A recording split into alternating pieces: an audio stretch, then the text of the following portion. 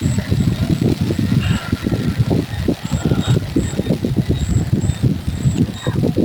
ัสดีพี่น้องเพื่อนเพจของบริวารเพื่อนเด้อเพื่อน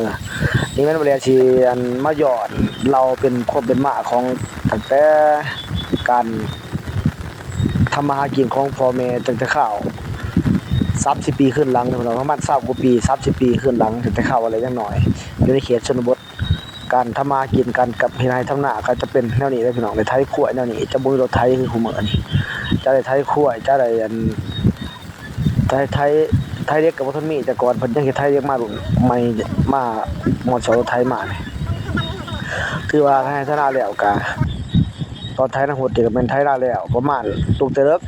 ไถได้ประมาณ 7-8 โมงก็พักเอาควายไปเลาะกินหญ้ากินยุงได้บัดนี้หายุงแล้วก็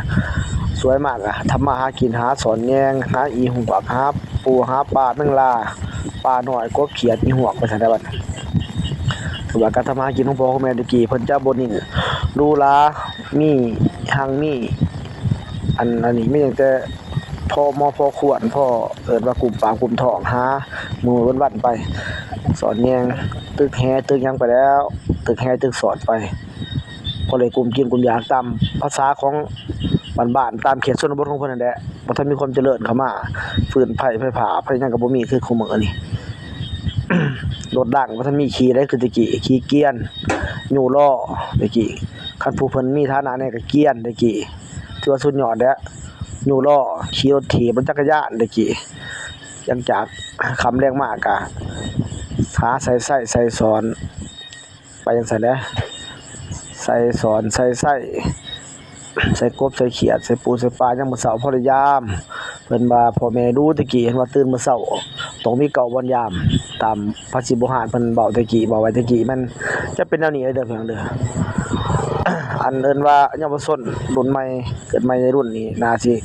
บ่ทันบ่เห็นบ่ฮู้แต่ว่าก็เห็นตัวนี้ก็ถือว่าย้อนเข้าไป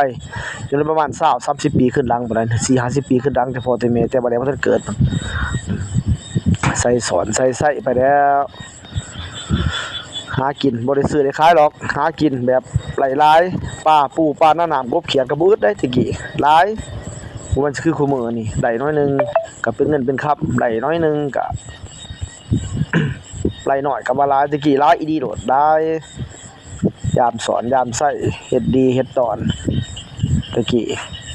หาหยังก็พอได้กินหลวงหลายสัตว์สาว่าสิ่งก็หลาย ใส่เวทใส่กลางเลี้ยงลูกเลี้ยงเต้าเพิ่นนั่นแหละว่าซั่นซะตามภาษาอันพ่อแม่แต่ก่อนเด้แต่บ่ได้กลับมาเกิดบ่ทันก็เกิดบางนี่แหละแต่ว่าก็ได้ไถได้ใช้ได้เฮ็ดเป็นเบิดทุกสิ่งทุกอย่างได้พบได้พ้อเบิดแต่ข้าวอย่างน้อยหลังจากกันไถนาฮุดแล้วใช้เวลามาประมาณ10-20 วันแล้วก็มาฮอดเวลาได้ยามรับนี่ก็ลกกะแล้วบัดนี้ลกกะเตรียม ถ้าว่าเขาย่ำกาพ่อลำเนี่ยก็ไถให้ไถหน้าลำหน้ามันมีขาดมีไถไปตามภาษาเนี่ยเป็นเสือขาวเพิ่นก็บ่ทันมีแล้วตะกี้เพิ่นเสือกใส่ไถเพิ่นก็เอาเป็นปอสัมพันธ์ตะกี้เอาเครือไม้หั่นนะปอสัมพันธ์มาฟัน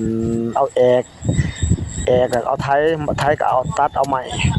ตัดไม้เป็นโค้งเป็นหยังไม้งอๆแล้วมาเฮ็ดถากเป็นงอนไถงอนหยังไว้หางไถงอนไถศพไถตะกี้ข้าวไถ